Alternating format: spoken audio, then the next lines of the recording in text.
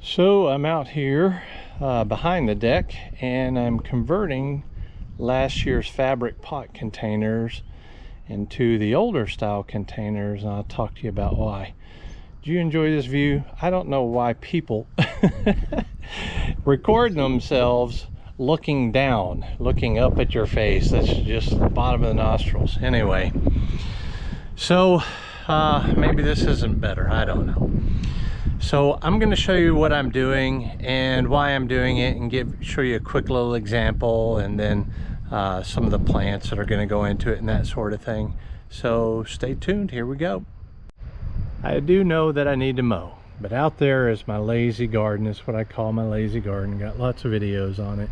You can see the white pots there. Those are the figs. I've got another video up, I'm sure it's already up by now, of where I planted the container figs out there. But you'll see a lot of white there, and then you'll see some other dark pots. And so over here are those containers, those fabric pots, and I've grown in them for the past 3 seasons. But I'm in the process of switching to those over there, back to what I used to grow in. And the reason why I'm doing that primarily is because, well, a few things. One is, no tomato or squash or any plant that I grow out there really outgrows or needs anything more than 5 gallons, provided it has enough water. And so I was hoping that these containers here would keep more soil, which equates to more even watering, which would equate to better health of the plant. And that just didn't seem to be the case. It seems like these dried out faster than these smaller containers over here, and I think that's the truth. And so the major drawback, besides drying out, is the amount of mix that's needed in each one.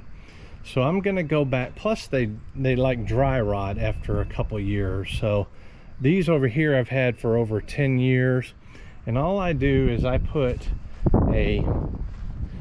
one of these little, well, they're plastic grow bags is what they are, but I put it over the containers, and what that does is that kind of, see, this is what they look like normally. That kind of gives it a little bit of insulation against the heat, because there's a gap between the plastic container and this hard container here. And it keeps the algae, because algae can penetrate these, light can. And when I had the greenhouse many years ago, I noticed that a little bit of algae would form on here, so I started putting those bags on there, and they've done real good. So I'm going to go back to using these, and we'll see how the season progresses, if it was worth the savings on the mix. And it handles the watering is more, I guess, more in tune with its needs compared to the fabric pots there. So this is the actual containers. This is the finished ones, and these I'm going to put there's 12 plus 1's 13. I'm going to put 24 in here, because it'll fit 12 in each level here. I'm going to carry them back out there, and we're going to place all new containers out there with the little plastic grow bags over them. So I'm in my grow room here, and I have most of my tomatoes out on the raised beds. I planted them out really early this year. I got a video on that already if you want to take a look at that. But I also have some breeding work of mine in the form of melons and squash of various types. And that's what you see before you here. Now these little containers here are going to be the ones that I populate inside those new containers I just showed you.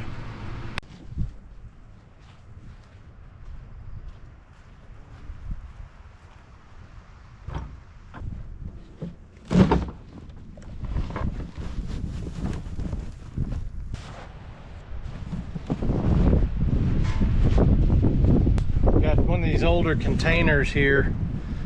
Now these have been on the back of the property underneath the greenhouse I was going to build back there, but this is aged rice hulls and probably peat that was mixed, years ago, many years ago, and it's turned into this, well, really good stuff. I think it's really good stuff. So I'm going to incorporate last year's, and this is probably, no, that was last year I put in there aged rice hulls, and I'm going to incorporate this new stuff, which is old stuff, into it. And it's going to be really simple. Just mix it up, spread this out, and I'll show you how I mix it. Just kind of get it level, 2 levels, the old and the new, or the old and the even older. And then I just take and I twist my hands in the wheelbarrow like this a few times. And this is a really great way of mixing both the materials together thoroughly and quickly. Now I'll just put this material in those containers you saw in the trailer for the lawnmower, and we'll move it over. All right, this is kind of my setup here, and this is the one I just emptied from the older stuff, and it's kind of got a dirty inside here, which is okay. And it's got this big hole in the bottom here that I used for hydroponics. I used to put a net cup in it, and it would sit in my greenhouse, and I would have recirculating hydroponic nutrient. It would drip in, and it would fall into gutters, and it would recirculate. So the first thing we need to do to prepare the new pots for those plants I showed you is to take one of these grow bags here of plastic and cover these containers. It provides some uniformity and looks better, and provides some extra measures of protection here in our hot suns. So I just take and cover it. Now, if you want to do something like that, obviously it's not pertaining only to these containers, and these were sucralose and they had a top on it. I just took a saw and cut them out.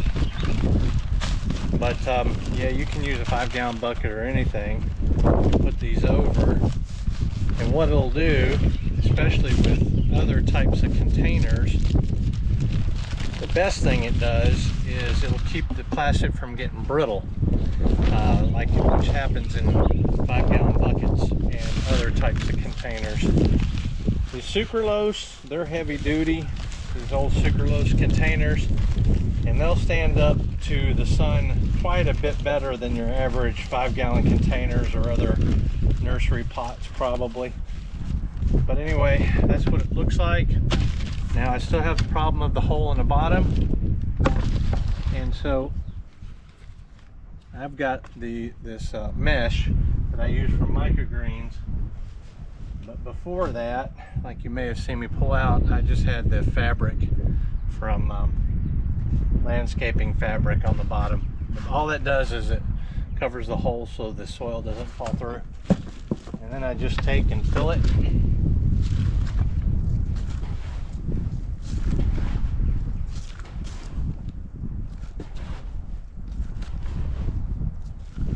Get to the top, mash it down because it's going to sink anyway a little bit. The primary ingredient in almost all of my mixes is aged rice hulls, and these rice hulls do not break down like other organic materials. They stay like this for a really long time, and they don't compress even no matter how wet it gets. It's a very good component if it's really aged. And so I've had a lot of success growing in these containers. I mean, in this aged rice hulls. So here's one that was almost complete from before. I'll go ahead and finish this one up. Just from the last time I mixed batch.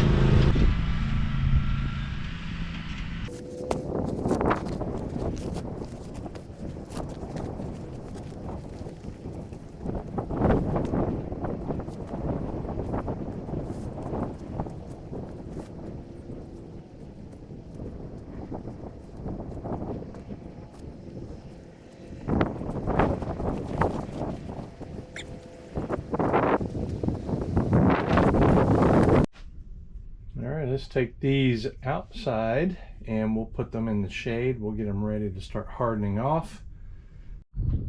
Here's where I've got them setting out on the deck here, and this has got an overhang.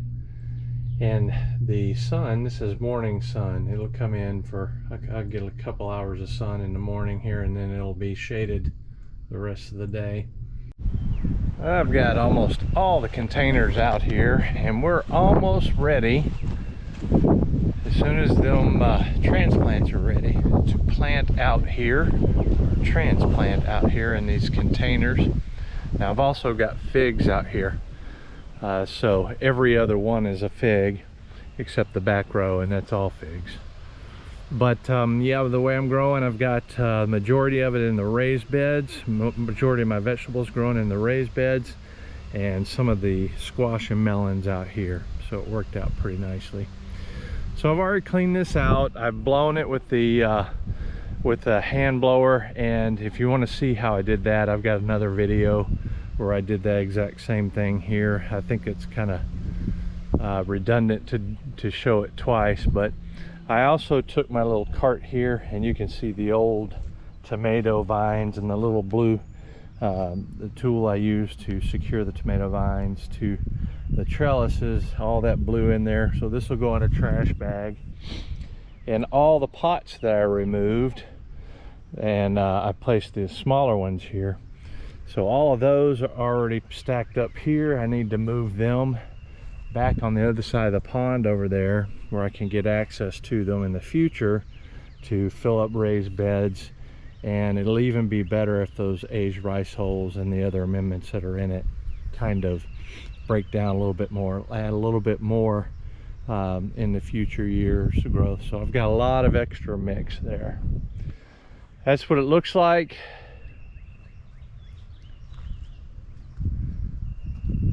There's a couple empty spots here. That's where figs are going to go. And I'm waiting on those figs to harden off before I bring them out here. So I've got some melons here on this side that need to go out to the lazy garden, and they're obviously not even close to ready. And that's because the first batch were the smaller ones, smaller seeded. This is breeding work, like this one here. And so they didn't germinate well at all. So I've got the second batch planted out here. But the rest of it, and to complete this video, we'll go out here and we'll take a look at what it looks like now.